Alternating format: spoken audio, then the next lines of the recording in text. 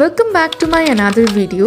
So আজ ছিল day 2 of Guwahati, আর সকাল সকাল আমরা চা খেয়ে বেরিয়ে পড়েছিলাম আমাদের আজকের দিনের উদ্দেশ্যে, যেটা ছিল কামাখ্যা মন্দির visit.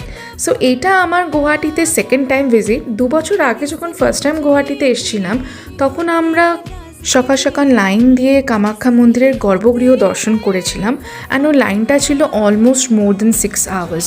So this time we didn't take the risk, and আমরা জাস্ট নর্মাল পুজো দেওয়ার উদ্দেশ্যেই বেরিয়েছিলাম। ঠাকুর দর্শনের সাথে সাথে আমার জন্য যেটা আনাদার অ্যাস্টনিশিং ফ্যাক্টর ছিল সেটা হলো মন্দিরের এই অসাধারণ আর্কিটেকচার, আর সাথে সাথে মন্দিরের ক্যাম্পাসে প্রেজেন্ট এই কচিকাঁচা প্রাণীগুলোকে দেখে, যাদেরকে দেখে মনটা ভরেই যাবে।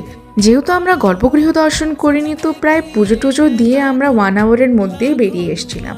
বেরিয়ে আগে আমরা একটু ব্রেকফাস্ট করিনি, আর আমরা চলে যাই আমাদের নেক্সট কটা মন্দির দর্শনের উদ্দেশ্যে।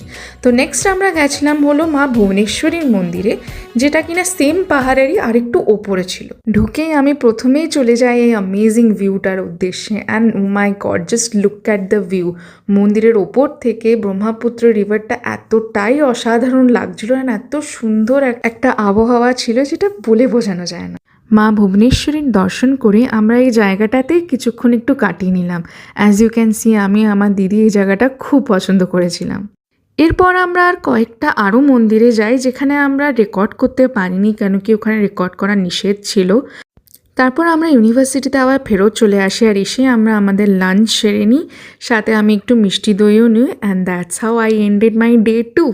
For the next few days we had a weekend trip planned from Guwahati. So কি করলাম, কোথায় কোথায় গেলাম জানার জন্য stay tuned for the next video.